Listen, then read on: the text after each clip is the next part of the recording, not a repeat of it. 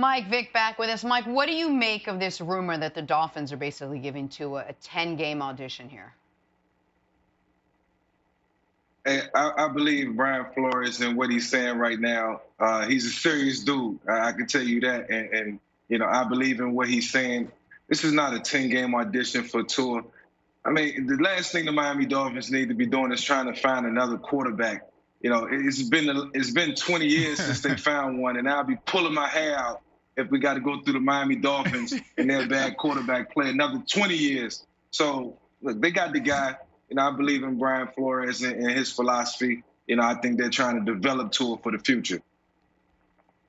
All right, let me try to explain. Yeah. Oh, go ahead, Brandon. I apologize. Go, Brandon. No, go ahead. No, ahead, because this is your guy. You love Brian Flores. Jump in there. So I love Flores, and I'm very high on Tua, and so I obviously wouldn't do this, but what I wanted to do there was just kind of explain to the audience, because I think a lot of people are confused by this. Like, wait, what? How is this even a story? The reason this is something of a story is because the Dolphins could end up this year with the second pick of the draft. In the ongoing detritus left over from the Bill O'Brien reign of terror in Houston, the Texans' first-round and second-round picks are in Miami this year, and the Texans have the second worst record in the NFL. They couldn't get the number one pick because the Jets aren't going to win a game, so they're going to get that one. But you could have the number 2 pick and potentially draft Justin Fields or any quarterback other than Trevor Lawrence. That's why this story is out there.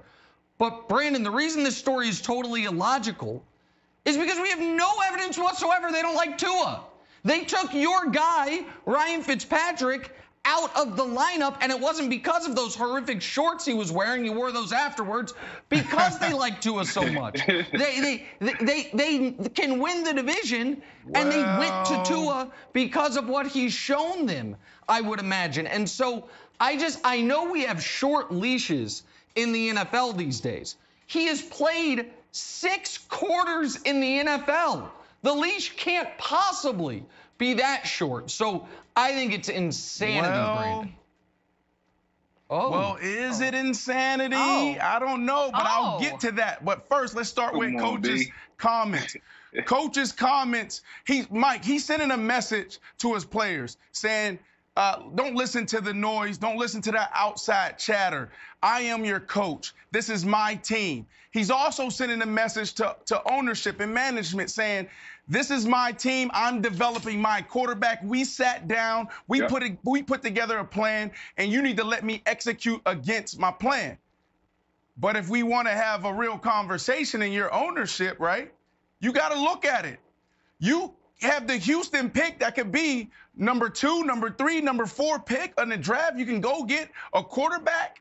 You look at Burrow balling, you look at Herbert balling, and you got this guy on the bench. No, they're probably thinking, let me see who this guy is. Because ownership, they're thinking long term. They got to prepare for the next 5 years, the next 10 years. So you have to see what you have. But on the other side, every guy in that locker room, every guy on that field, players and coaches included, we live day to day. That's what Brian Flores is saying. Is like, I can give a damn about 5 years from now. We live day to day. We need to win now. So I can understand both. I can understand both sides' wows. Okay, Nick, play it out. What if the Jets win a few games? What if the Dolphins have a chance at Trevor Lawrence? What if they don't win a few games and say Sam Darnold's our guy? We're going to go another direction. What if Trevor Lawrence is there? Is there a chance that Tua could get Josh Rosen, especially if he gets outplayed by Burrow, who he plays in Week 13, and then Herbert in Week 10? Did they see enough? They're like, Trevor Lawrence our guy. We've seen Josh Rosen. Let's try to package Tua. I don't know. It's a weird thing, but it could happen. I'll answer and I'll kick it to Mike. I would argue if that happens, Trevor Lawrence is such a great prospect. I understand, why everyone has to have the conversation. But if I'm Miami, Mike, and people thought I was intentionally tanking last year and I won 5 games, and this year I'm going to win 7, 8, 9 games, maybe even make the playoffs. I have an excellent head coach. I'm building the roster. Assuming Tua is not just an unmitigated disaster, and he won't be. if I end up with the #1 pick because the Texans are an unmitigated disaster, the conversation I'm having in the building, Mike, is can we get the greatest draft bounty since the RG3 trade to supercharge this rebuild? So we have 3 first-round picks over the next few years, additional second-round picks. You already got a bounty from Laramie Tunsil. You got a first-round pick from Minka, which has helped you put you in this position. And whether, by the way, that's what I would be doing if I'm Miami, whether it's the #1 pick or the #4 pick. I would be trying to trade it for a later first-rounder and an additional first-rounder. Mike, they could be in a position where they almost have an extra first-round pick 4 or 5 drafts in a row if they play this right. And that's how you build the team that should take over for New England in the AFC East, Mike. Yeah, so now that I hear about this more and I'm digesting it, then these 10 games for Tua, the next 10 games do become crucial and critical. But, you know, when you look at how many picks they have and what they can do in the draft moving forward, I think it's extremely important to just build around what you have. And yes, you have the luxury of going out and picking another guy or trading a Tua if it comes down to it, if you don't like what you see. But I think you have to go with what you've seen and what you've been able to put together throughout the draft process. You evaluated Tua, you liked him, you drafted him for a reason, and you build around him from there. You can't be straddling on the fence, 1 foot in, 1 foot out. You got to go in and you got to go all out and you got to support your guy. I think the quarterback musical chairs just won't be valid right now for this team. The case for the opposite would be what happened in Arizona last year. They seem real happy with the choice they made moving on from Josh Rosen, but we'll see. On to Sunday's AFC showdown in Indy. Lamar and the Ravens coming off that emotional loss to the Steelers. Lamar turned it over 4 times. They still almost won, if you recall. Colts DN Justin Houston talked about the mindset headed into a matchup with Lamar, saying, respect him, but don't fear him.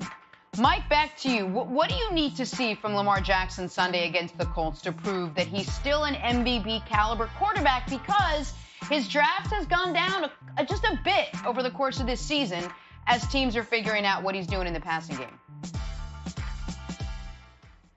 Jenna, for one, I think is very disrespectful. And even though I got a lot of respect for Justin Houston, for him to be saying that they don't fear Lamar, they respect him.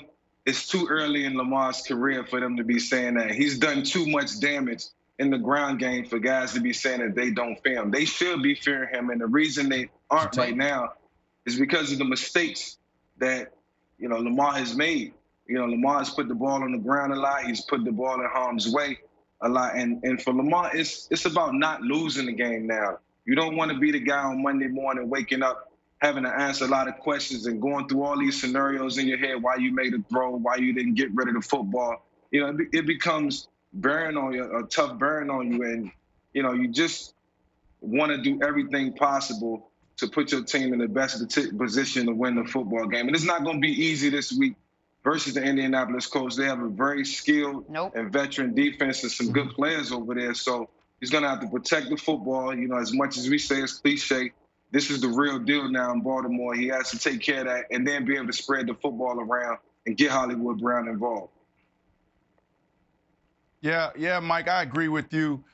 This whole fair thing, you better fear him. One of the things I did as a player when I used to prep for, you know, my opponent that week or my matchups, I would actually read all of the press clippings. I would listen to all the press conferences from the coaches, offensive coordinator, defensive coordinator, special teams coordinator, head coach, and then all of the top players. Why? Because they'll tell you what they feel. They'll tell you, excuse me, what they're thinking. And right now, Houston is telling you that he fears them. Like, they're telling you from our film review, we are scared. So for him to come out and say this is actually pulling back the curtain on what they think. Lamar Jackson doesn't have to do anything, Nick. Lamar Jackson was the MVP last year. Lamar Jackson led the league in touchdowns. Now, Lamar Jackson could play better. Yeah, their offensive coordinator, Greg Roman, could do a better job. But at the end of the day, Lamar Jackson is fine. He led his team to a 14-2 record last year, and look at them right now. They're still on track. They just need to clean up some things. Yep. So listen, I think Baltimore's going to win, and I think Lamar's going to play well. But Wilds, there's a segment that I want us to start doing at some point, and you're kind of the guy I bounce things off of. It's called Here we go. Tomorrow's Takes Today. Tomorrow's Takes Today. In this case, it would kind of be Monday's Takes Today. And here's what that segment would be. If Lamar struggles, I don't think he will, but if Lamar struggles and Baltimore loses, the takes on Monday that the league has figured out Lamar, that last year was a flash in the pan, that this style is not going to be sustainable, are going to come faster than any takes we've seen this NFL season. It's going to be from every network, every show. That topic will be discussed. I'm not saying everyone will argue it, but there will be that bottom line. Has the league, if Lamar is bad this weekend and they lose, has the league figured out Lamar Jackson? Is one of the lead stories Monday. I don't think he will lose this weekend, but if he does, Wilds, that's what's coming. Yeah, Mike, real quick, I know we got to go to break. Lamar's got 191 yards a game. Cam Newton's at 190. People are like, is Cam Newton the guy? Baker's got 189. Is Baker the guy? Drew Lock is out there. He's got 185, and he's like doing dances, and that's the only headlines he's making. If when you were a quarterback and you saw everybody else throwing the ball, if you were Lamar, you're like, hey, turn me loose. Let me sling this thing around. The scheme that we've got, I'm not going to complain like Hollywood Brown because I'm the quarterback, but come on, let me throw the ball. Interesting. Well, the one thing that's not easy to do is just to change your entire scheme in 1 week.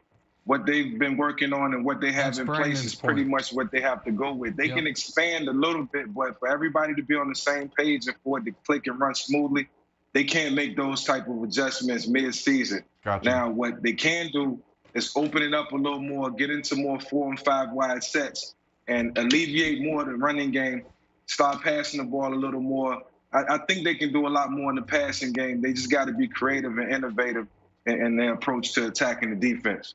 Thanks for watching. Subscribe here to get the latest from the show. Also, be sure to check out more of the best clips from First Things First, or go watch a few segments from our other shows on FS1.